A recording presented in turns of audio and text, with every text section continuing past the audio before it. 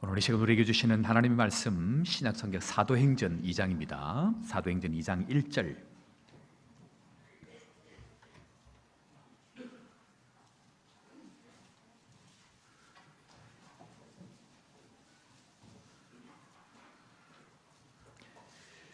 사도행전 제가 가진 성경 188면 사도행전 2장 1절 한 절 말씀을 우리 다 같이 읽도록 하겠습니다. 사도행전 2장 다 같이 봅니다. 오순절날이 이미 이름에 그들이 다 같이 한 곳에 모였더니 한 말씀만 오늘 보도록 하겠습니다. 제 책상에는 거의 제가 우리 교회 오고 난 이후 얼마 안 돼서부터 지금까지 쭉 가지고 있는 기도 제목 쪽지가 몇 장이 있습니다. 그 쪽지 이 주인공은 제가 처음 우리 교회 왔을 때에 우리 교회 신방을 갔을 때에 거기 있던 다른 교회 집사님들의 기도 제목인데 각 가정들마다 뭐 이런저런 말씀을 가지고 나누면서 이런 기도 제목이 이루어지면 좋겠습니다라고 저에게 쪽지를 이렇게 몇 분을 적어준 것이 있습니다. 이제 그 중에 한 분이 이 결혼한 지가 오래됐는데 이 아이를 못 가져가지고 생명을 잉태하는 것이 기도 제목입니다. 그렇게 해서 이렇게 적어주셨습니다. 그런데 제가 이제 거기에 기도 제목을 적어주신 분들이 몇 분 있는데 또 다른 분이 이렇게 기도 제목을 적어주신 내용 중에 하나가 뭐냐면 요즘 이 거제 경기가 어려워서 집이 빨리 매매가 되기를 원합니다. 또 신랑이 예수를 잘 믿고 신앙생활을 하기를 원합니다 라는 기도 제목도 주셨습니다. 그런데 제가 실수를 해가지고 아이를 갖는 집에는 신랑이 잘 다녀오기를 기도하고 또 신랑이 하는 집에는 또 아이를 위해서 기도하고 제가 기도를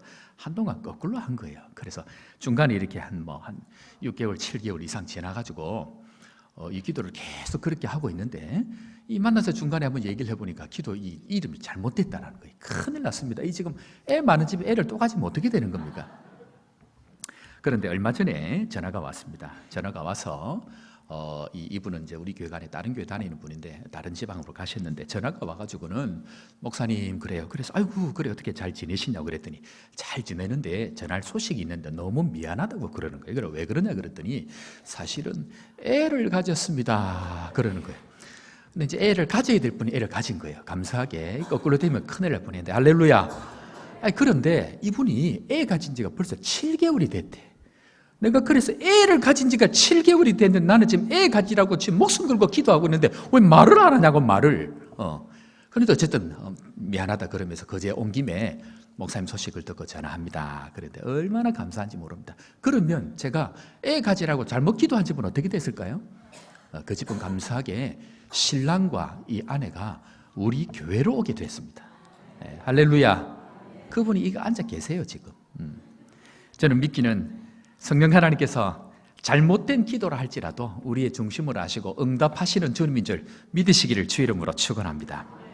올 2020년 하나님께서 우리 교회에 주신 약속의 말씀이 있습니다. 자, 우리 다 같이 한번 읽어볼까요? 다 같이 시작.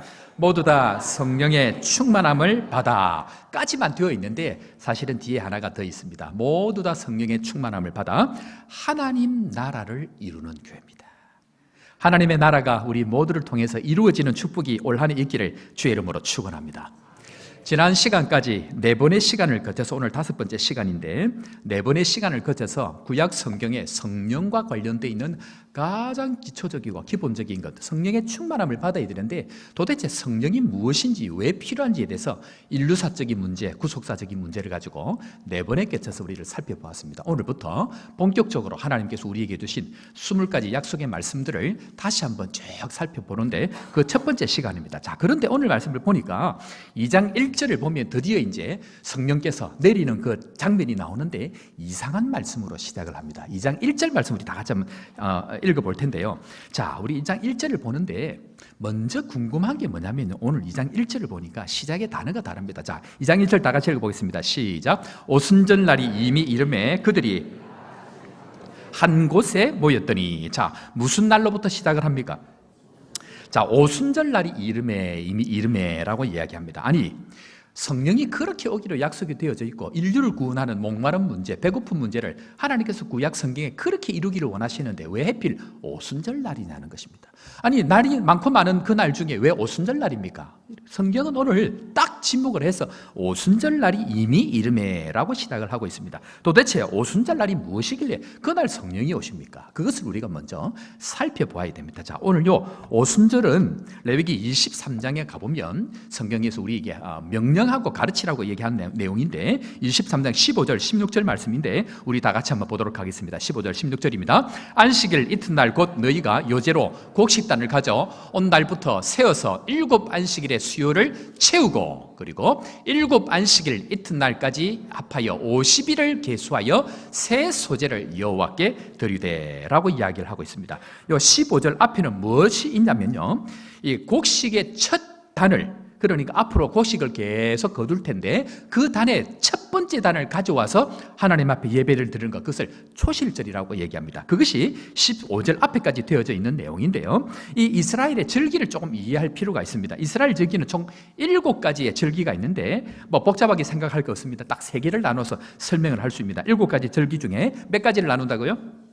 3가지를 나눕니다. 자, 첫 번째는 무엇과 관련되어 있는가? 첫 번째는 구원과 관련되어 있습니다. 그것은 다른 것이 아니고 구원, 즉 예수 그리스도와 상관되어 있는 것이 앞에 3가지 절기입니다. 자, 첫 번째는 유월절, 무교절, 초실절, 이 3가지가 구원에 관련되어 있는 가장 기초적인 것, 이 3가지는 누구와 관련되어 있다고요? 예수 그리스도와 관련되어 있는 얘기입니다.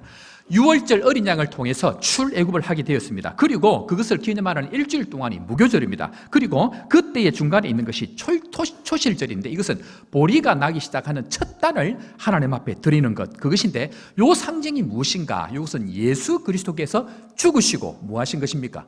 부활하신 것의 첫 열매가 바로 예수 그리스도다라고 이야기하는 것이 이스라엘 백성들이 가지고 있는 7가지 절기 중에 앞에 있는 3가지를 설명합니다. 자, 요 첫 열매가 그러면 무엇인가? 우리 뭐 잘 알고 있습니다. 예수 그리스도께서 유월절 어린 양으로 죽으시고 그리고 부활하셨다라고 할 때 요 부활과 관련되어 있는 게 초실절인데 고린도전서 15장 20절에 가보면 요 얘기를 정확하게 설명을 합니다. 자, 고린도전서 15장 20절 우리 다 같이 봅니다. 그러나 이제 그리스도께서 죽은 자 가운데서 다시 살아나사 잠자는 자들의 예수 그리스도께서 이 초실절 첫 열매, 보리 첫 단을 드리는 이 첫 열매를 통해 가지고 그 이후에 모든 사람들도 이제는 뭐 한다는 얘기입니까?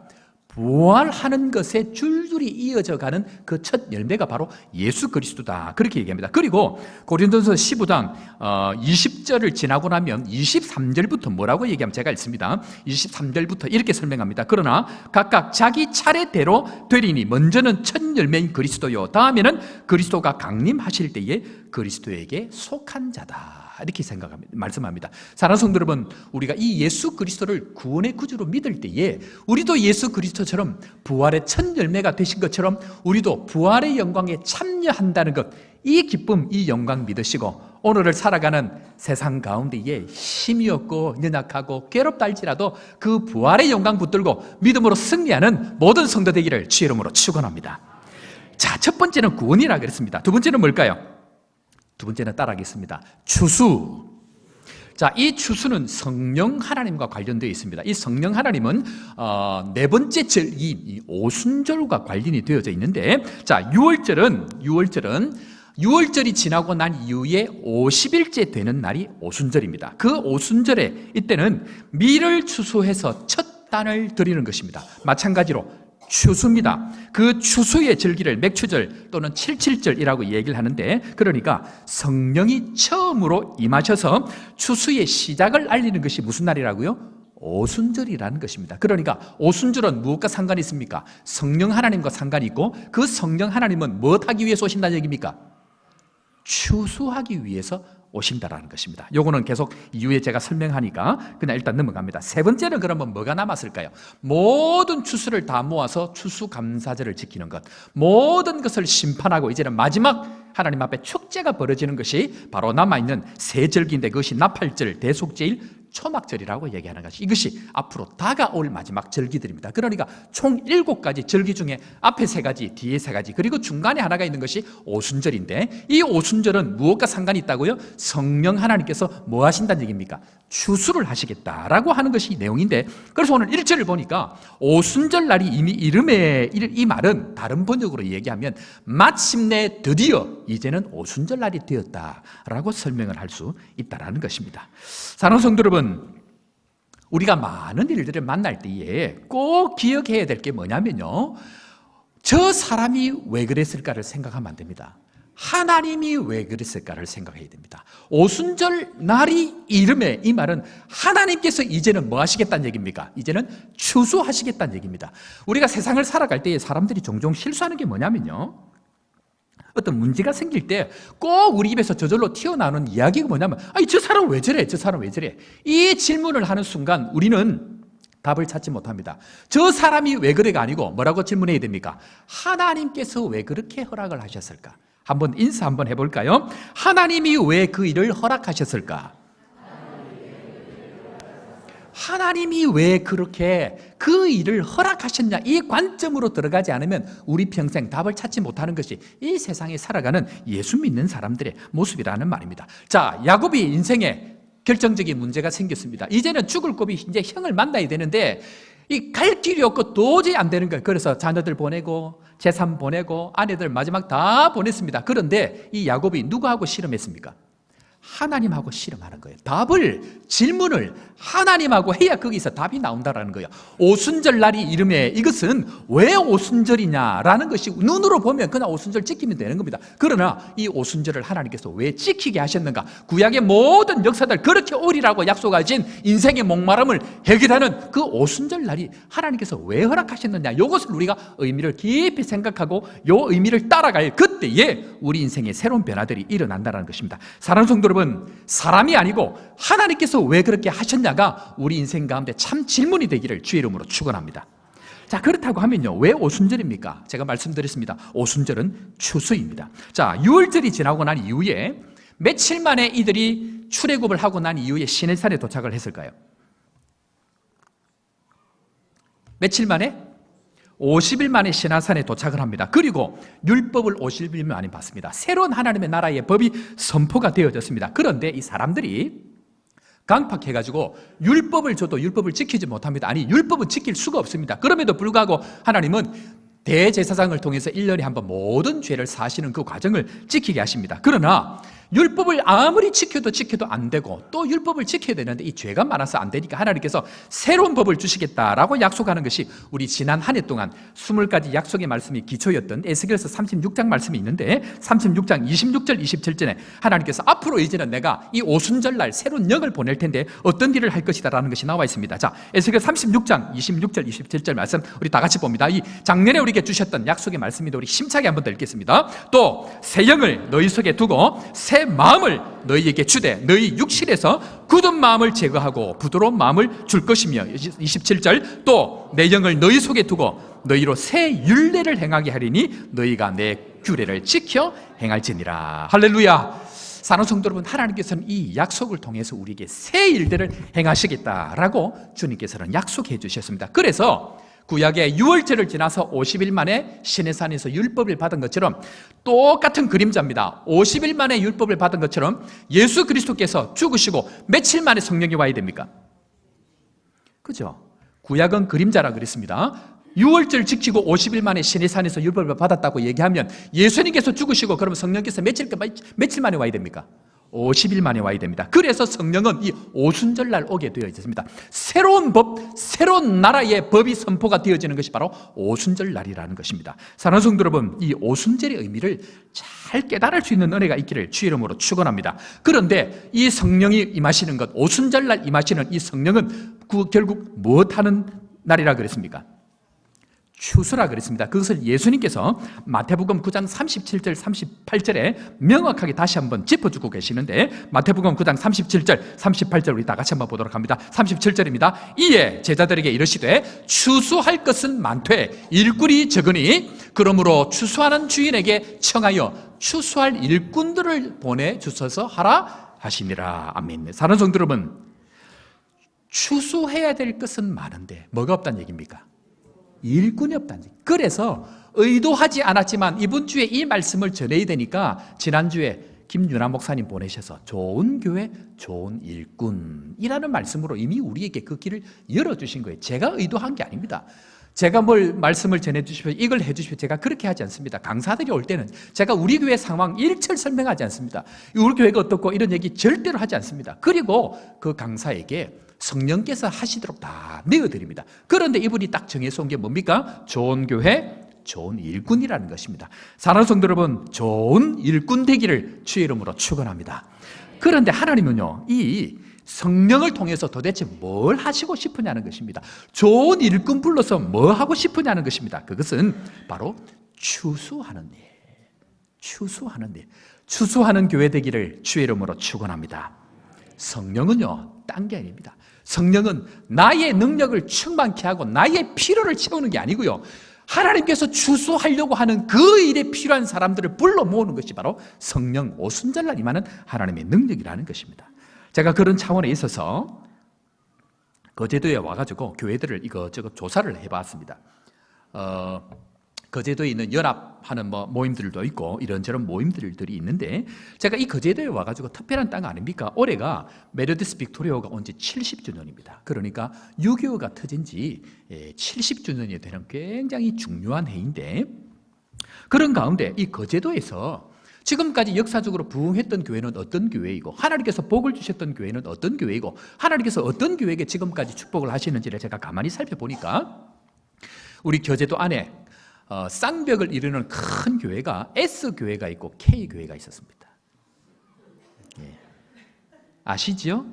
예, 오프에 있는 S교회와 고현에 있는 K교회입니다. 그런데 아니, 저 교회를 들여다보니까 뭐 별것 없어요. 뭐 별 내용이 없어. 그런데 왜 저 교회는 저렇게 지금까지 하나님 복을 주셨을까? 이유는 한 가지입니다. 그 교회는 추수하는 일에 온 마음을 다했기 때문에 그렇습니다. 반드시 하나님은요, 그 교육자가 얼마나 뛰어나냐, 거기 구성원들이 얼마나 뛰어나냐, 그것 보지 않고 성령께서 임하셔서 성령께서 가고자 하는 그 길이 무엇입니까?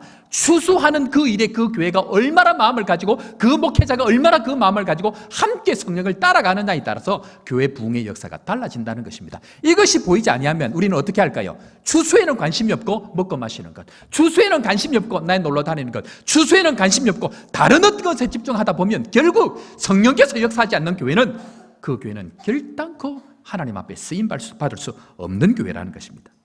제가 종종 말씀을 드립니다만은 가덕교회라고 있습니다. 우리 가까이 있는 교회입니다. 이미 우리 교회 와서 목사님 설교도 2번 하셨습니다. 이 교회가 100년이 넘은 교회였습니다. 10년 전에 갔을 때에. 그런데 이 교회는 호주 선교사가 와고 복음을 전하고 우리 김윤아 목사님이 그 교회, 이 가덕교회의 시초가 되는 부모님입니다. 그런데 이 목사님이 이 교회를 처음 갔을 때에 30여 명 나이 드신 분 겨우 계시고, 그러니까 다 힘이 없어갖고 다 젊은 사람들 시골로 나가버리고 딱 30명 있는데, 교회에서 묻더랍니다. 목사님 뭘 하고 싶으십니까? 묻더랍니다. 그래서 이 목사님이 가만히 보니까 이 교회는 뭘 할 수 있는 게 아무것도 없는 거예요. 근데 딱 하나가 있는데 뭐냐면 사택이 하나가 피어 있었대요. 부교육자 사택이. 그래서 저 사택을 선교관으로 쓰게 해 주십시오 해서 그때부터 시작을 했는데, 제가 1호 선교사로 들어간 거예요. 그래서 제가 그 역사를 잘 아는데, 그런데 이 목사님께서 거기에서 선교하는 이 선교사님들을 대접하고 섬기고 하는 그 일을 본격적으로 시작하면서부터 지금은 이 가덕도가 완전히 변했습니다. 상주하는 외국인뿐만 아니고 상주하는 전 세계 국제 선교단체의 간사들이 있고, 이 교회가 지금 교육자만, 올해 들어가는 교육자까지 합치면 교육자만 7명입니다. 별로 놀라질 않으시네. 사례를 다 주느냐? 그렇지도 않습니다. 본인들이 와서 배우고 싶어서 다 헌신하는 사람들입니다. 왜 그러느냐? 하나님께서 기뻐하는 그 일을 하면 하나님께서 일꾼을 보내주시는 줄로 믿으시기를 바랍니다. 그런데 이 교회가 하나님께서 놀라운 일들을 하시고 지금도 놀라운 일을 하고 계십니다. 그런데 그런 관점에 있어서 하나님의 교회를 부흥하게 하는 핵심이 무엇인가? 그것은 뭐라고 얘기했습니까? 추수하는 일, 그리고 선교하는 일입니다. 자, 제가 얘기했지만 S교회와 K교회가 그렇다고 하면 선교적인 관점에 있어서 도대체 어떻게 하고 있는가? 제가 재정을 가만히 살펴보니까요, 지난주에 S교회 가서 목사님 우리 교회도 오시고 제가 또 찾아가기도 해서 내용을 쭉 살펴보니까 그 교회가 전체 예산의 선교 재정이 30%랍니다. 별로 놀라지를 않으시고, 그럼 우리 교회는 몇 프로일까요? 우리 교회는 10%가 안 됩니다. 일반 교회가 10%가 안 됩니다. 4%, 5%도 안 됩니다. 그래도 우리 교회는 조금 나은 교회입니다. 완전히 차이가 납니다. K교회 마찬가지입니다. 뭐 이런저런 이야기가 있을 수 있지만 중요한 것은 하나님께서 기뻐하는 그것 한 가지 붙들고 가면 하나님께서는 다른 것 부족해도 끌고 가신다라는 것입니다. 그 핵심을 붙들고 갈 때에 하나님께서는 필요한 사람도 보내시고 필요한 물질도 보내시는 것이 추수하는 이 성령의 임재하심, 성령의 임재하심이 지속되어질 뿐만 아니고 성령의 역사를 지속하는 그 풍성한 은혜를 누리는 것은 하나님의 이 추수에 함께할 때에 가능하다라는 것입니다. 성령은 추수의 영입니다. 성령은 교회를 세우시고 교회를 확장하시고 하나님의 영혼들을 추수하는 그 일에 앞장서서 이끌어갈 때에 교회가 그 일에 함께하느냐 함께하지 못하느냐에 따라서 그 교회의 흥망성쇠는 달라진다는 것입니다. 일반적으로 안 되는 교회들을 가만히 보면요, 얼마나 다들 열심히인지 모릅니다. 뭐에 대한 열심입니까? 추수하는 일들에는 열심히 하지 않고 다 다른 일에 열심히 합니다. 가만히 살펴보면 무엇이 소리가 늘 큽니다. 그런데 선교하자, 복음을 전하자, 영혼을 구원하자 하는 일에는 모이지 않습니다. 선교하는 일, 복음 전하는 일에는 다 외면하고 늘 딴 것, 늘 자기 노는 것, 자기 먹는 것, 이런 것에 관심을 가지기 때문에 성령께서 그 가운데 역사할 수가 없다는 것입니다. 지금까지 지내왔던 교회들 곰곰이 한번 점검을 해보시길 바랍니다. 어떤 교회가 하나님께서 부흥을 주시는가? 그것은 성령의 영이신 추수의 영을 따라갈 때에 거기에 하나님의 은혜가 임한다는 것입니다. 그래서 사랑하는 성도 여러분, 성령의 큰 물줄기인 오순절날이 이미 이름에, 이 말은 추수의 영으로 선교하는 이 일에 온 교회가 함께 갈 때에 우리 가운데에 물질도 복을 두시고 교회도 부흥하게 하실 뿐만 아니고 그 지역을 대표하고 중심된 교회로 그 시대를 이끌어가는 교회인 줄로 믿으시고 하나님 앞에 이 마음 성령의 충만함을 받아서 주님 앞으로 함께 나아가는 믿음의 성도 되기를 주의 이름으로 축원합니다. 제가 이제 이 얘기 나올 때마다 말씀드리는 분이 있는데요, 저는 아프리카 선교사입니다. 그래서 아프리카에 15년 있는 동안 15년의 세월을 지나는 동안 어떤 사람이 하나님께서 복을 주시고 어떤 사람을 하나님께서 교회를 흩으시는지를 제가 명확하게 봅니다. 남한공에 가면 장로님 한 분이 계시는데 우리 선교팀 요번에 가가지고 함께 만나고 식사 대접도 하고 이제 그렇게 있는데 이분은 지금 한인분들 중에 한인 사회 중에 가장 부자입니다. 아프리카의 그 열악한 환경 가운데에 1년 매출이 거의 수백억입니다. 근데 이렇게 이런 일이 일어날 수가 없는 토양이 남아공입니다. 이민을 와가지고 뭔가 사업을 구멍가게를 하나를 하려고 해도 남아공은 이미 자리가 다 체계가 잡혀 있어가지고 거기 하나 뚫고 들어가기가 어려운 곳입니다. 그런데 그 가운데에 그런 사업을 이뤘다는 것은 하나님께서 복을 주지 아니하시면 감당을 할 수 없는 것이 남아공의 아프리카의 토양입니다. 그런데 이분이 어떻게 그렇게 되었는가? 이분은 원래 자동차 수리하는 분입니다. 조그마한 창고 하나 빌려가지고 자기 집 식구들 먹고 살기도 어려운 가운데에 자동차 수리를 하고 겨우겨우 그렇게 사는데, 그런데 이분은 뭐에 관심이 있었냐면 오로지 선교밖에 모릅니다. 아무리 어려워도 선교사님 오신다 그러면 자기 집 내어드리고, 아무리 어려워도 선교사님이 도와달라 그러면 계속해서 선교를 지원했던 것이 이분의 모습입니다. 그런데 가만히 보니까 이분이 말이 잘 안 통하는 거예요. 나이가 들어서 오셨으니까 얼마나 어렵겠습니까? 문화도 잘 모르지, 상황도 잘 모르지. 그런데 선교사님 오셔서 차를 고쳐달라고 얘기를 하면 차를 맡겨놓고 그 돈은 받지도 아니하고 자기 차, 자기 회사에 있는 차를 내어주면서 타고 가시라고, 그냥 가시라고 그렇게 얘기하는 겁니다. 계속 그런 세월을 벌써 20여 년 이상을 30년 가까이를 아프리카에서 그 세월을 보내고 있는데 하나님께서 시간이 갈수록 복의 복을 부어주시는데 놀랍게 부어주시는 거예요. 이번에 우리 남아공 선교팀이 갔을 때에 잠을 잤던 그 집 한 채를 이 장로님이 늘 집을 하나 사가지고 누구든지 선교사님 오시면 잘 수 있도록 다 내어주는 거예요. 그 집 안에 수영장도 있는 거예요. 수영장 가지는 여러분들이 좀 나오기를 바랍니다. 예. 그런데 제가 그 세월을 보잖아요. 제가 있는 동안 그 불이, 사업에 불이 붙어가지고 그 일을 하시는데 선교에 대한 마음들이 다르다라는 것입니다.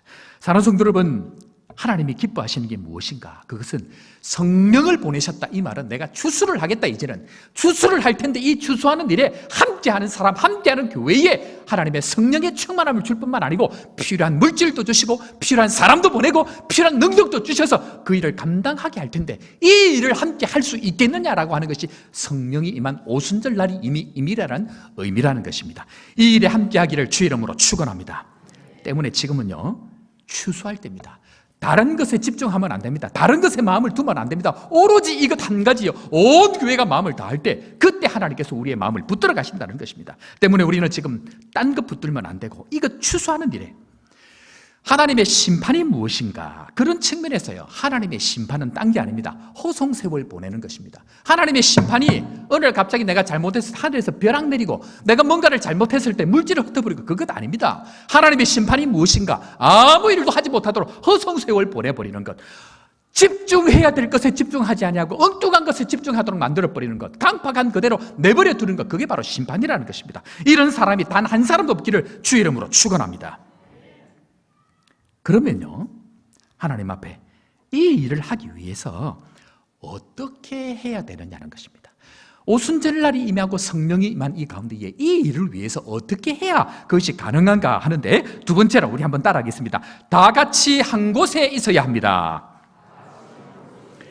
자, 사도행전 2장 1절 우리 다시 한번 더, 본 말씀이지만 우리 다 같이 그런 측면에서 다 같이 봅니다. 2장 1절입니다. 오순절날이 이미 이름에 한 곳에 모였더니, 자, 오순절날이 시작이 되어졌습니다. 그런데 성령이 이제 임하려고 준비를 하는데 이 제자들이 다 같이 한 곳에 모였다라고 얘기합니다. 제가 한번 질문하겠습니다. 성령이 임하면 하나 될까요? 하나 되면 성령이 임할까요?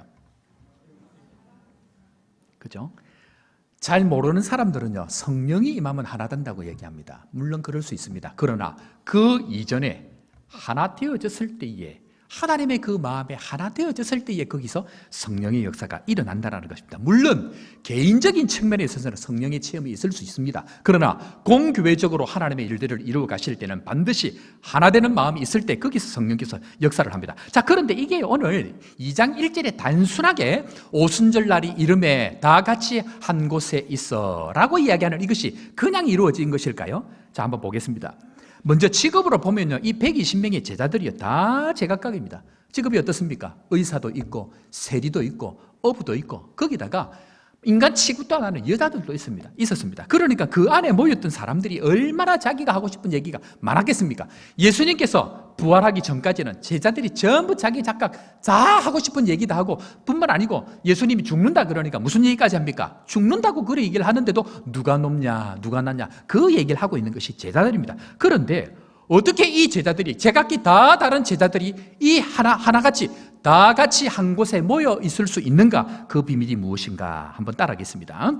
깨어짐을 통한 겸손입니다. 한마디로 얘기하면요, 다 같이 한 곳에 있을 수 있는 비결이 무엇인가? 그것은 깨어짐을 통한 겸손밖에 없더라는 것입니다. 겸손해지는 방법 두 가지가 있습니다. 첫 번째는 말씀을 잘 듣고 겸손해지는 방법이 있습니다. 두 번째로 깨어짐을 통해서 겸손해지는 방법이 있습니다. 그런데 사람들이요, 말씀 듣고 겸손하면 얼마나 좋겠습니까? 그런데 나 자신도 말씀 듣고 안 깨어지더라고요. 하나님께서 말씀 듣고 안 깨어지고 사역자가 됐는데도 인간이 안 되니까 어떻게 합니까? 너 아프리카 가 해버리는 거예요. 한국에서 감당이 안 되는 성도들은 이민교회를 보냅니다. 한국에서 감당이 안 되는 목사들을 이민교회 목사를 시켜버립니다.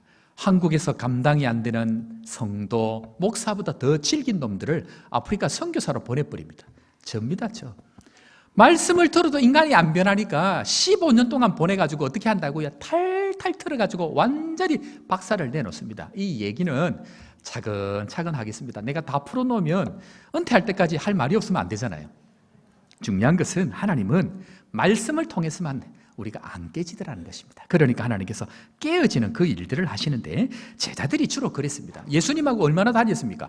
3년 동안 말씀을 듣고 다녔는데, 아니 살아계신 하나님의 아들과 같이 다녔는데 몇 년을 들어도, 3년을 들어도 안 변하더라는 것입니다. 그러니까 예수님께서 이 제자들을 그냥 부른 것이 아니고요, 하나같이 어떻게 합니까? 완전히 박살이 나도록 그렇게 얘기합니다. 자, 뭐 다른 사람 볼 것도 없습니다. 베드로를 먼저 한번 봅시다. 베드로가 예수님께서 십자가를 진다고 하니까 이 베드로가 어떻게 합니까? 예수님 안 됩니다라고 얘기하면서 항변했다고 얘기한, 이만 예수님을 책망했다는 얘기입니다. 누가? 제자가 누구를? 스승을, 베드로가 누굽니까? 사람입니다. 예수님은 누굽니까? 하나님의 아들입니다. 그러니까 제자가 스승을 책망을 하고 사람이 하나님의 아들을 책망을 하는 이런 일들이 일어나더라는 것입니다. 그러니까 아직까지 안 깨진 사람들의 특징이 뭐냐면 눈에 보이는 게 없습니다. 아무나 대놓고 이야기합니다. 목사든지 장로든지 권사든지 뭐 물불을 가리지 않고 자기 하고 싶은 대로 다 하는 사람이 누구란 얘기입니까? 아직까지 뭐한 사람? 안 깨진 사람들이라는 것입니다. 그런데 예수님께서 뭐라고 얘기하셨습니까? 베드로 너 베드로지,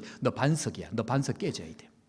그래서 그때부터 예수님께서 말씀이 말씀될 수 있도록 겸손을 위해서 그때부터는 베드로를 완전히 깨버립니다. 그리고 베드로가 얼굴을 못 뜨도록 주님 나는 절대로 주님을 따르지 않겠습니다 라고 얘기하니까 어떻게 얘기합니까? 네가 나를 부인하리라. 이 말은 너 깨질 거야.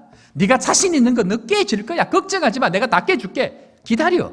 그리고 완전히 깨지고 나서 자기 자신 있는 그것 한 가지 가지고 지금까지 열심을 가지고 혈기를 부리고 살았는데 어떻게 됩니까? 예수님께서 베드로를 찾아가 가지고 베드로야 부르니까 얼굴도 못 들으니까 그 있는 제자들 중에 누구도 말하는 사람이 없더라. 말을 못하게 하는 거예요. 그 일들이 깨트리는 그 일 가운데 있다라는 것입니다. 사람이 아무 일 없을 때는요, 깨어지지 않을 때는 자기 주장 전부 다 합니다. 깨어지지 않으니까 할 말 다 하고요. 깨어지지 않으니까 삿대질을 하고요. 깨어지지 않으니까 얼굴을 뻣뻣이 들고 있습니다. 그런데 하나님은 그 사람이 얼굴을 뻣뻣이 들고 있는 그 핵심 한 가지, 어떤 사람은 돈이 있습니다. 돈이 있으니까 큰 소리를 칩니다. 그런 사람은 하나님께서 돈을 박살을 내버립니다. 어떤 사람은 자신이 있습니다. 그러면 하나님은 자식을 박살을 내버립니다. 어떤 사람은 경험이 있습니다. 경험이 있는 그 사람은 경험을 이야기하지 못하도록 자기가 그 경험 가운데에 완전히 낮아질 수 있도록 하나님께서 그 깨트림을 허락을 한다는 것입니다. 그리고 나서 하나님께서는 어떻게 합니까? 완전히 깨트려지고 난 이후에 다 같이 한 곳에 있더라. 이것이 바로 2장 1절이 오순절 날이 임할 때에 성령께서 임하시고 성령께서 역사하시는 조건이 바로 깨어짐을 통한 겸손이더라는 것입니다. 사랑하는 성도 여러분, 지난 세월 동안 우리 많이 깨어졌습니다. 지난 세월 동안 참 우리 과거를 생각하면 부끄러운 것들이 많이 있습니다. 그것은요, 하나님께서 우리를 부끄럽게 하려고 하시는 것이 아니고 그럼에도 불구하고 어떻게 하십니까? 성령의 충만함으로 나아갈 수 있는 조건을 만들기 위한 것이라는 것 다시 한번 기억하고 하나님 앞으로 나와서 다 같이 한 곳에 있는 은혜가 우리 가운데 있기를 주의 이름으로 축원합니다. 그런데 반대로 생각하면요, 겸손하지 않는 표가 뭘까요? 아직까지 깨어지지 않는 표가 뭘까요? 그것은 다 같이 한 곳에 모이지 않더라는 것입니다. 교회 안에서 무슨 일이 있어서 무슨 모임을 합시다 그럽니다. 그리고 식사합시다 내지는 기도합시다 내지는 집회합니다 같이 모입시다 라고 얘기하는데 그 모임에 안 깨진 사람들은요 안 옵니다. 가만히 한번 보십시오. 이번에 집회 좋으셨죠? 어땠습니까? 좋았죠. 너무 좋았습니다. 그런데 그 집회를 놀라운 은혜의 말씀을 하는데도 한 번도 안 오는 사람이 아마 있었을 거예요. 내가 카운트는 안 해봤는데 숫자상으로 그런 것 같아요. 그런데 그런 사람들 가만히 보면요, 아직까지 깨어지지 않았다라는 거예요. 아직까지 자기 주장이 있다라는 거예요. 겸손한 사람들은 어떻게 합니까? 다 같이 한 자리에 모인다라는 것입니다. 깨어지지 않는 사람들은 여전히 자기 주장하고 깨어지지 않는 사람은 여전히 자기 고집이 있는 사람들이 있는데 제가 그 사람들을 볼 때마다 제가 속으로 어떤 생각을 할까요? 성경적인 원리를 보면 제가 어떤 생각을 할까요? 하나님께서 저 사람을 깨트리시겠구나 하고 저는 기다립니다. 사람이 손댈 필요가 없습니다. 하나님께서 하십니다. 왜? 하나님께서 사랑하시기 때문에 깨트려서 어떻게 합니까? 세워야 되거든요. 베드로를 사랑하기 때문에 베드로를 깨트리는 거예요. 베드로를 써야 되기 때문에 깨트리는 거예요. 깨어지는 것이 끝이 아니고 그때부터 진짜 시작이 된다는 것입니다. 믿으시길 바랍니다. 그래서 하나님의 사랑은요, 깨어짐부터 시작입니다. 깨어짐이 내 입장에서 경험이 되어질 그때 주님께서 진짜 나를 이제는 쓰시겠구나 하는 것을 믿어야 된다는 것입니다. 이 은혜가 우리 가운데 있기를 바랍니다. 내가 아직까지 보고를 못 받았는데 작년에도 마찬가지고 올해도 구역 편성을 한다, 무슨 조직을 짠다라고 얘기할 때에 특별히 사정이 있으면 바꿔야 되고 또 개편을 해야 됩니다. 그런데 제가 볼 때는 그런 것들이 아닌데 나는 이 사람하고 안 친하다, 나는 이 사람들하고 떨어지기 싫다, 그래서 여전히 주장하는 사람들이 있다고 하면 한마디로 무슨 말입니까? 아직 뭐 하지 않았어? 깨지지 않았어. 그래서 제가 속으로 얘기합니다. 아, 저 사람 좀 이따가 깨지겠구나. 저 사람 하나님께서 만지시겠구나. 목사의 입장이 저 입장은요, 하고 싶은 대로 다 해드리고 싶어요. 그런데 그렇게 하면 다 같이 모이지도 않고 다 같이 한 곳에도 되지 않기 때문에 추수의 영이신 성령의 역사가 일어날 수 없기 때문에 그건 제가 하는 게 아니고 성령께 맡깁니다. 그러면 성령께서 친히 그 일들을 진행하신다는 것입니다. 지난주에 저희와 1년 2개월을 지내다가 하나님께서 새로운 선교지를 보낸 박상웅 선교사님이 계십니다. 이제는 대만으로 가셨는데 지난주에 저에게 인사가 왔습니다. 모든 가족들 잘 도착을 했고 지금 정착 가운데 있고 또 이 체제를 위해서 또 아이들 학교를 위해서 이것저것 알아보고 있다고 하는데 이 선교사님이 우리 교회 앞에 다시 한번 진심으로 감사하다고 인사를 드렸습니다. 뿐만 아니고 우리 교인들 알게 모르게 또 물심양면으로 기도와 후원으로 함께 해주신 여러분들 제가 정말 감사합니다.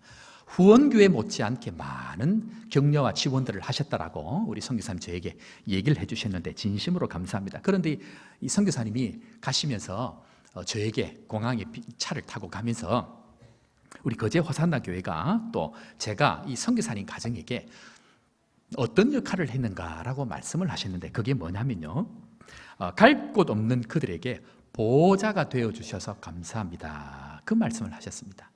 우리 성도 여러분, 1년 2개월 동안 우리 선교사님들에게 참 좋은 보호자가 되어주셔서 진심으로 감사합니다. 그래서 많은 사랑을 받고 나니까 그 천식 있던 것도 다 이제 스프레이 던져버리고 코에 그 농이 다 차가지고 전부 다 차가지고 의사가 다 차갖고 이게 해결이 안 된다라는 거예요. 그런데 그 농도 전부 다 없어지고 할렐루야!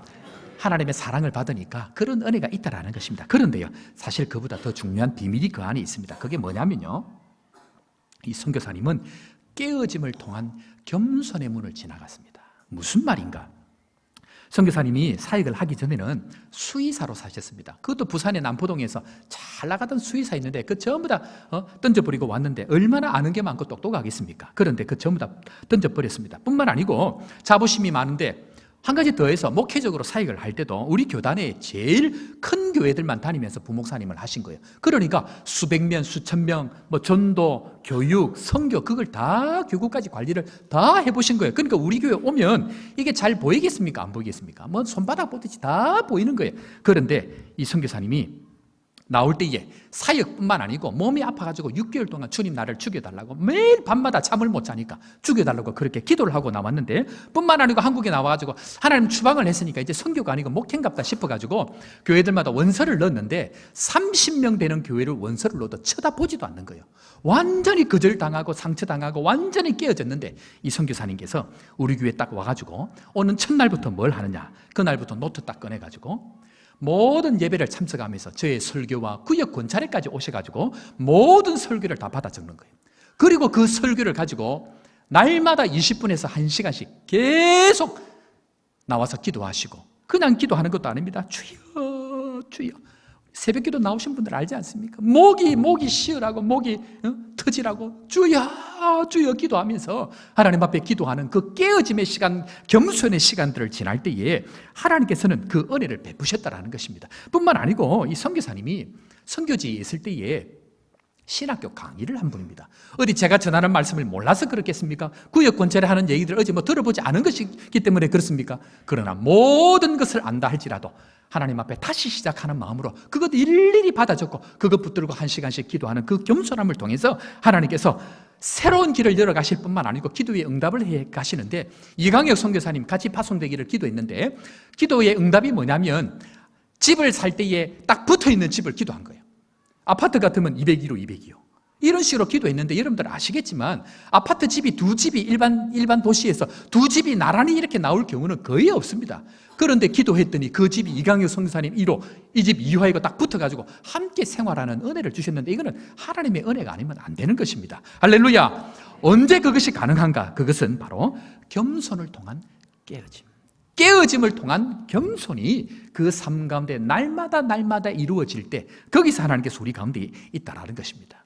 혹시 성도 여러분 대만을 가셨는지 모르겠는데 대만까지 가는데 몇 시간 걸리는지 아십니까? 비행기 타면 몇 시간 걸릴까요? 3시간 걸린다고 얘기합니다. 그런데 보십시오. 3시간 걸리는데 박상웅 선교사님 몇 년 걸렸습니까? 거리는 3시간인데 거기까지 가는데 1년 2개월 걸렸습니다. 아니 50여 년이 걸렸습니다. 그 3시간 거리를 깨어지고 겸손하지 않으면요, 그 3시간 거리도 하나님께서 길을 안 열어주시는 거예요. 하나님께서 길을 열어주셔야 15일 만에 갈 수 있는 가나안 땅을 갈 수 있는데 깨어짐을 통해서 겸손하지 못하니까 무려 40년이 걸리는 거예요. 시간을 아끼는 믿음의 성도 되기를 주의 이름으로 축원합니다. 그것이 하나님 앞에 우리가 할 수 있는 깨어짐을 통한 겸손이라는 것입니다. 깨어지고 겸손하면 그때부터 누가 이끌어 가십니까? 추수의 영이신 성령께서 우리의 인생을 이끌어 가신다는 것입니다. 이런 은혜가 우리 모두에게 있기를 주의 이름으로 축원합니다. 마지막으로, 그렇다고 하면 깨어지고 겸손하면 성령이 임합니까? 깨어지고 겸손한 사람들 얼마나 많은지 모릅니다. 그러나 깨어지고 겸손한다고 되는 것이 아닙니다. 깨어지고 겸손한 가운데 유일하게 한 가지를 붙들어야 되는데 그것이 무엇인가? 한번 따라하겠습니다. 약속의 말씀을 붙들어야 합니다. 자, 1장 4절 말씀, 사도행전 1장 4절, 우리 다 같이 너무 잘 아는 말씀인데 우리 마지막으로 다시 한번 읽도록 하겠습니다. 1장 4절입니다. 사도와 함께 모이사 그들에게 분부하여 이르시되 내게서 들은 바 아버지께서 약속하신 것을 기다리라. 사랑하는 성도 여러분, 어떤 사람들은 많이 깨어집니다. 그런데 하나님의 약속이 이루어지지 않습니다. 어떤 사람들은 겸손합니다. 그런데 겸손한 가운데에 성령의 역사가 일어나지 않습니다. 이유는 약속의 말씀이 그 가운데 없기 때문에 그러합니다. 저는 개인적으로 믿는 것은, 저는 개인적으로 하나님 앞에서 아무것도 없는 사람입니다. 여러분을 향해서 내가 이렇게 강력하게 외치는 말씀을 전달하고 증거할 수 있는 근거가 없는 사람입니다. 그런데 하나님께서 우리 교회를 향해서 20가지 약속을 주실 뿐만 아니고 매주일마다 하나님께서 우리에게 주신 그 약속의 말씀, 그것 붙들고 전하기 때문에 담대하게 하나님의 말씀을 증거할 수 있다는 것입니다. 왜 그러냐?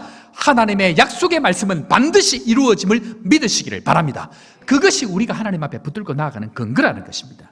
이 약속의 말씀이 오늘부터 본격적으로 시작이 됩니다. 날마다 이 말씀 붙들고 나아갈 때 우리의 심령 가운데서는 하나님의 큰 은혜가 임하는 것 다시 한번 믿으시고, 하나님 앞에 깨어지고 겸손한 증거 무엇입니까? 그것은 바로 다 같이 한 곳에 있을 수 있는 겸손, 그 겸손으로 나아가는 것, 그것이 중요하다는 것입니다. 한 가지 이야기를 하고 오늘 설교를 마칠까 합니다. 저에게는 처남이 있습니다. 서울에서 공부를 하고 아주 잘 나가는 처남입니다. 처남뿐만 아니고 저수씨도 그렇습니다. 서울에서 공부하고 해운대에서, 잘 나가는 해운대에서 영어 교사를 하고 있는데, 이 저수씨는 이화여대를 나와가지고 이태리에서 성악 공부를 제일 좋은 학교에서 공부를 마쳤습니다. 얼마나 잘 나가겠습니까? 그런데 이 집안은 뿐만 아니고 이 의사 집안이 돼가지고 해운대 제일 중요한 데 건물도 있고 집이 잘 나가고 가족들이 다 의사를 하고 있고 그런 집안입니다. 그런데 이 부부가 그렇게 잘 나갈 수 있는데 이 집안에 깨어지는 일이 생겼습니다. 그것은 첫째가 태어났는데 첫째도 죽을 고비를 넘겼고, 둘째가 태어났는데 둘째가 아이가 2살, 3살을 넘어가는데 얘 말을 안 하는 거예요. 말을 안 하고 이상하다 시간이 가고 지금은 8살이 됐는데 알고 보니까 정신지체적으로 문제가 있는 거예요. 그러니까 이 아이는 한시도 그냥 둘 수가 없어가지고 늘 부모가 붙어 있어야 되는데 감당이 안 되는 거예요. 내 인생에 이 아이만 없으면 무엇이든지 다 할 수 있고 화려하게 살 수 있는데 이 아이가 자기 인생을 발목을 잡은 거예요. 그러니까 늘 차라리 하나님 나를 죽여달라고, 왜 나 인생을 이렇게 했느냐고 늘 하나님 앞에 그렇게 기도하고 살아왔는데 급기야 이 처남이 공황장애가 온 거예요. 이 인생이 너무 괴롭고 힘들고 뿐만 아니고 학교에서 그 학교 폭력을 담당하는 그런 책임 담당 교사를 맡았는데 이 늘 스트레스인 거예요. 언제 이 아이들이 사고를 치고 갈지 모르니까 이 세월이 오래되다 보니까 너무 스트레스를 많이 받아가지고 이 단계가 넘어져가지고 공황장애가 온 거죠. 그런데 이 처남이 가족들이 도저히 안 되겠다 싶어서 우리 집에 이렇게 와서 함께 이야기를 그렇게 나누는 시간을 가진 겁니다. 그런데 이 처남이 그렇게 합니다. 매영, 내가 좀 이상해. 그럽니다. 그 얘기를 가만히 들어보니까 이 공황장애 초기 증상인 것이죠. 그런데 제가 이 아프리카에 있는 동안 제가 이게 무슨 말인지를 아는 것을 제가 경험을 했거든요. 그래서 그 이야기를 하면서 이런저런 얘기를 하니까 마음을 열고 가슴에 있는 얘기를 다 하는 거예요. 다 이야기를 하는 거예요. 그래서 어려운 시간들, 어려운 이야기들을 그렇게 하는데 희한한 게 뭐냐면요. 이 우리 처남이 뜬금없이 갑자기 얘기를 하다가 이야기 말미에 뭐라고 얘기하냐면 형님 어떻게 아프리카에 갔을 때에 생활은 어떻게 했습니까? 사례는 얼마나 받았습니까? 이 질문을 하는 거예요. 그래서 제가 그 얘기했습니다. 18년, 17년 만에 처음 묻는 거 아느냐? 너 누나가 아프리카 선교사를 갔는데 어떻게 사는지를 묻는 게 17년 만에 처음이다. 무슨 말이냐면요. 본인이 잘 살고 본인이 잘 나가니까 형제라 할지라도 어떻게 사는지 안 궁금한 거예요. 그런데 깨어지고 나니까 그것이 궁금하더랍니다. 지나간 세월인데 그게 궁금하더랍니다. 깨어지고 나면 낮은 것이 보이고 깨어지고 나면 그전에는 안 보이던 것이 보이고 학교 폭력을 담당하고 있으니까 틱을 가진 아이와 지체장애가 가지고 있는 고등학교 아이가 싸운 거예요. 이 두 아이가 싸웠으니까 틱 있는 아이와 지체장애 아이가 싸웠으니까 도대체 어떻게 싸웠겠습니까? 그런데 양쪽 부모들은 이 아이들을 서로 고소한다 그러고 학교를 고소한다 그러고 이렇게 하고 온 거예요. 그런데 이 처남이 그렇게 찾아온 부모의 손을 딱 잡고 제가 당신 마음을 압니다. 내 아이가 장애입니다. 라고 손을 잡아주면서 우니까 이 부모 마음이 다 녹아내려버린 거예요. 당신이 내 마음을 아느냐고. 틱이 있고 평생 장애로 살아야 되는 이 아이를 가진 부모의 마음을 당신이 아느냐고. 우리 아이가 그런 아이입니다. 우리 아이가 그런 아이입니다. 그러니까 이 부모가 고소를 하러 왔다가 그거 다 내려놓고 고소 취하하고 내가 평생 살면서 내가 고등학교 때까지 수많은 교사들을 만나봤지만 당신 같은 교사는 처음 만나봤다. 그러면서 감사하고 절을 하고 선물을 보내고 그래서 두 사람이 해결이 되어진다는 것입니다. 우리 조수 씨도 마찬가지입니다. 성악을 하고 이태리에서 공부를 그렇게 잘하니까 친구들이 대한민국 다 잘 나가지 않겠습니까? TV를 어느 날 켰는데 한국의 유명한 방송에서 나와서 노래를 부르고 있는 거예요. 그러니까 가족들이 야, 너 친구들 나왔다. 그 얘기를 하는데 막 화가 나더랍니다. 방에 들어가고 쫓아가 막 울었답니다. 하나님, 내 인생은 이게 뭡니까? 하나님 왜 나한테 이러십니까? 하나님 나를 죽여달라고. 하나님 왜 나에게 이러십니까? 눈물을 흘리면서 기도하는데 얼마나 인생이 비참하겠습니까? 그런데 그 순간에 하나님께서 말씀하시더랍니다. 윤정아, 내가 지금까지 너에게 기적 같은 인생을 보여주지 않았느냐? 너 대학을 들어갈 때에 너 힘으로 할 수 있었느냐? 너 이태리 갈 때에 너 힘으로 할 수 있었느냐? 너 첫째가 태어날 때에 애가 목에 탯줄을 감고 나와서 죽었는데 내가 살린 건 너 알지 않느냐? 지금도 기적 같은 너는 내가 너와 함께 하는데 뭘 두려워하느냐? 걱정하지 마라. 내가 함께한다. 걱정하지 마라. 내가 함께한다.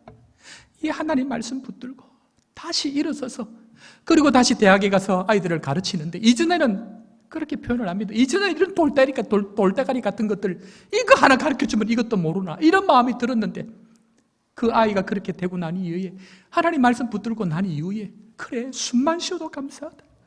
입을 벌려 찬양하는 것만 해도 감사하다. 이렇게만 살아주는 것도 감사하다. 나와 함께 하나님을 노래하는 것만도 감사하다. 그 마음이 다 낮아져서 이제는 그 아픔이 변하여서 사람을 세우는 일들로 자기의 삶을 바꾸어 가는 두 사람의 고백들을 어제 제가 들을 수가 있었습니다. 사랑하는 성도 여러분, 아프시지요? 힘드시지요? 수없이 많이 깨어지셨죠? 저는 우리 교인들 생각할 때마다 너무 마음이 아픈 거예요.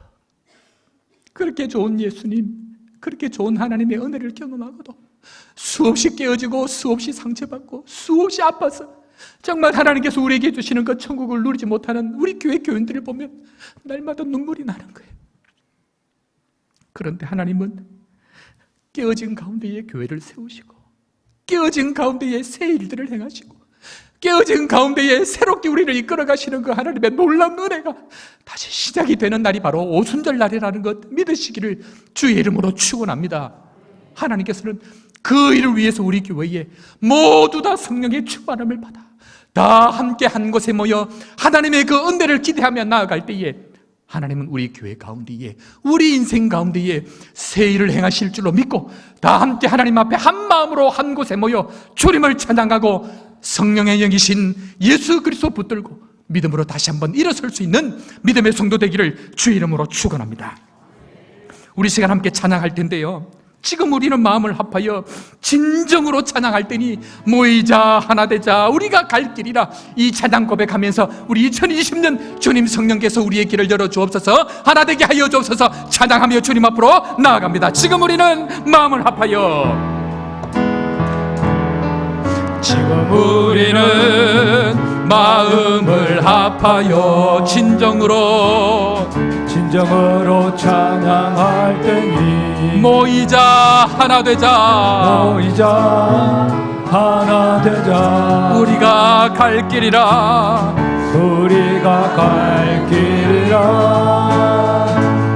찬양과 온 맘과 정성을 다해 기도와 주님께서 기도하신 것처럼 말씀 속에 권능으로 임하시니 사랑으로 하나 되자 우리의 젊음 모두 다해 누구를 주님을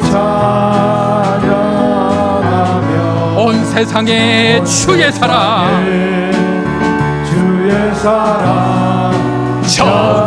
전하리라. 믿음으로 고백합시다. 일어나 새벽을 깨우리라. 지금 너희가 하나 될 때니 일어나 새벽을 깨우리라. 내가 너희와 함께 살아계신 하나님 살아계신 주 나의 참된 소망 걱정 근심 전혀 없습니다. 사랑의 주 내 갈 길 사랑의 주 내 갈 길 인도하리. 내 모든 삶의 기쁨 늘 충만하네. 우리 반주 계속해 주시고 우리 하나님 앞에 한번 기도합시다. 기도할 때 하나님 깨어지는 삶을 살았습니다. 깨어져야 살 수 있습니다. 주님 깨어진 삶 가운데 예수 그리스도의 성령의 은혜를 다시 한번 경험케 하여 주시고 다 같이 한 마음으로 한 곳에 모여 예수 그리스도와 함께 더불어 살아갈 수 있는 일어나는 시간, 회복하여지는 시간 될 수 있도록 주님 나의 인생을 함께 하여 주옵소서. 이 시간 주여 한번 외치고 주님 앞으로 통성으로 기도하며 나가겠습니다. 주여 하나님 아버지 은혜를 감사합니다. 오늘도 우리에게 말씀하여 주시고 깨어짐의 은혜를 허락하여 주신 하나님을 찬양합니다. 우리의 10년 가운데 날마다 말씀으로 함께 하여 주신 주님, 기도함으로 주님 앞에 나가게 하여 주시고 기도함으로 다시 한번 회복되는 은혜가 있게 하여 주시고 우리의 10년 가운데 놀라운 하나님의 은혜를 경험하고 믿음으로 살아계신 하나님을 바라보며 걱정 근심 없이 나아갈 수 있도록 인도하여 주옵소서. 주께서 인도하시기를 기도합니다. 놀라운 것으로 함께 하여 주옵소서. 모든 10년 가운데에 깨어짐이 있달지라도 다시 한번 십자가 예수 그리스도를 붙들고 옷은 달라 성령이 그들에게 임한 것처럼 우리의 마음 가운데 놀라운 성령의 역사를 경험할 수 있도록 주님 함께 하여 주시고 주수의 여기신 성령의 영혼을 하나님 앞에 온 영혼들을 주님 앞으로 이끌어가는 믿음의 사람들 될 수 있도록 축복하여 주옵소서. 하나님 아버지 은혜를 감사합니다. 수없이 깨어지고 수없이 낮아지고 얼굴을 들 수 없을 만큼 부끄러운 인생을 살았지만 우리의 마음 가운데 다시 성령께서 임하셔서 새롭게 하시는 은혜를 경험할 수 있도록 우리를 축복하여 주옵소서. 믿음으로 주님 앞에 십자가 한 번만 붙들고 주님 앞에 다시 한번 나와 싸우니 우리의 마음 가운데 겸손함을 더하여 주시고 믿음으로 이 삶을 살아낼 수 있는 은혜를 더하여 주옵소서. 지키고 지치고 상한 영혼들, 갈 길을 몰라 주님을 붙드는 영혼들, 주님 한 분만이 내 인생의 유일한 소망을 붙들고 주님 앞에 나온 심령들마다 성령의 충만함을 더하여 주셔서 넉넉히 살아갈 수 있는 힘을 더하여 주시고 주님 한 분만 붙들고 이 세상 끝날까지 주님 한 분 붙들고 살아갈 수 있는 믿음의 사람 되게 하여 주옵소서. 주님을 붙들지 못하니 사람들 붙들고 실험했고, 성령을 경험하지 못하니 내 마음대로 살았고, 주님 말씀 붙들지 못하니 환경 붙들고 살았던 우리의 모든 어리석음들을 주님 불쌍히 여기시고, 다시 한번 말씀 붙들고 힘을 내어 일어서기를 다짐하는 모든 성도들에게 성령의 놀라운 충만함을 함께하여 주셔서 믿음으로 믿음의 사람들, 좋은 교회, 좋은 일꾼 되게 하여 주옵소서. 구주 예수님의 이름으로 기도드립니다. 아멘.